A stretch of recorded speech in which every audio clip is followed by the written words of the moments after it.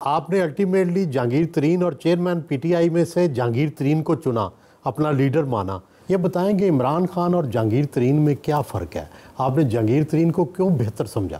میرے خیال سے ان جیسا وفادار انسان، عزت دینے والا شخص، خیال رکھنے والا شخص، دوستوں کا ساتھ دینے والا شخص میں نے نہیں دیکھا۔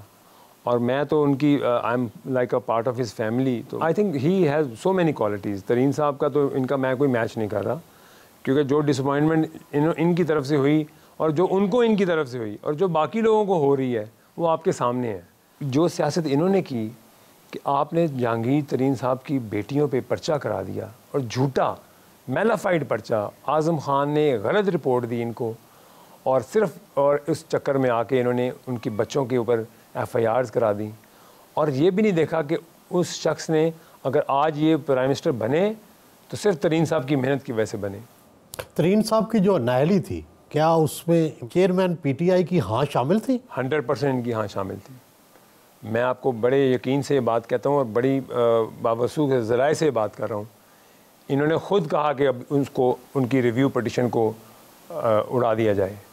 یہ چاہتے ہی نہیں تھے کہ وہ، اور ان کو پتہ تھا کہ وہ ان کو بیلنسنگ ایکٹ کے طور پر ان کو ڈسکوالیفائی کیا جا رہا ہے، حالانکہ ان کے تمام ڈاکومنٹس کمپلیٹ تھے ترین صاحب کے، اور ان کے پاس کچھ بھی نہیں تھا۔ تو آپ سمجھتے ہیں کہ آپ نے غلط چوائس کر لی تھی لیڈر کی؟ بالکل، میں سمجھتا ہوں کہ میں ریگریٹ کرتا ہوں اس ٹائم کو، کہ میں نے اپنی زندگی کے 10 سال ضائع کیے۔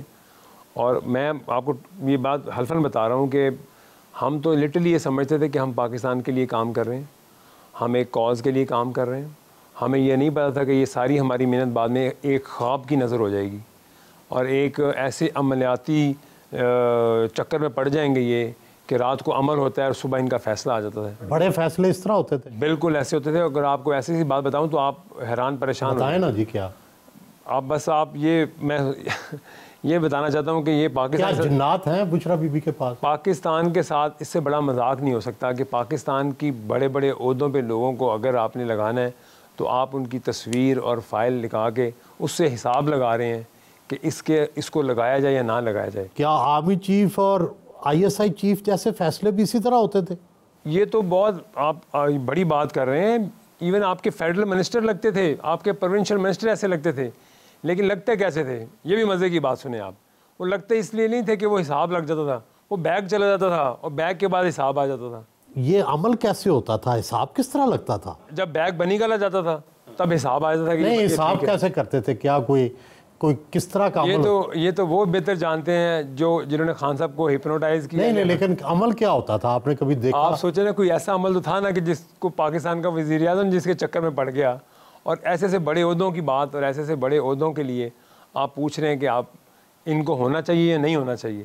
اس سے بڑا پاکستان سے کیا مذاق ہوگا؟ تو آپ لوگ سمجھاتے نہیں تھا؟ کوئی سمجھاتا نہیں تھا؟ میں ایز اے پرائم منسٹر ان کے آفس میں گیا جب یہ پرائم منسٹر تھے، اور میں ایڈوائزر تھا بزدار کا۔ مجھے یہ بھی ریگریٹ ہے کہ میں نے اس کے دور میں، بزدار کے دور میں ایڈوائزر کیوں رہا۔ میں پرائم منسٹر صاحب کا، میں نے کہا پی ایم صاحب مجھے کچھ کہنے کی اجازت ہے؟ ہاں بولو۔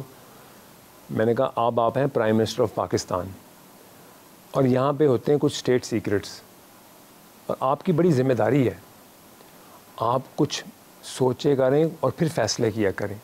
اور میں آپ کو بڑی ذمہ داری سے بتا رہا ہوں کہ جس کو آپ نے پنجاب میں لگایا یہ کرپٹ بھی ہے، اور اس کو کچھ نہیں آتا، اور انکمپیٹنٹ آدمی آپ نے، اور آپ نے 60% پاکستان کی آبادی کے صوبے میں آپ نے ایسا بندہ بٹھا دیا، اور آپ یقین، اور میں نے کہا پلیز آپ یہ حساب کتاب میں نہ پڑھیں، اور آپ کین یو امیجن کہ مجھے انہوں نے کہا میں نہ بھی پڑھوں تو مجھے ان کو ویسے ہی علم ہو جاتا ہے۔ نہیں، کیا بشرا بی بی کو علم ہو جاتا ہے؟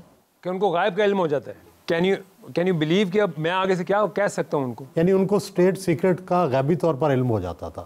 یہ کہہ رہے تھے؟ وہ پیچھے چکر کچھ اور تھا، وہ آپ کو پتہ ہی ہے۔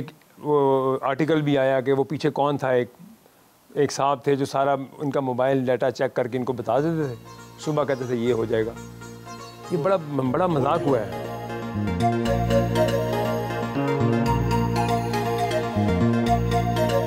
گھر کے اندر ہی بنائے گئے جم میں ایکسرسائز کی۔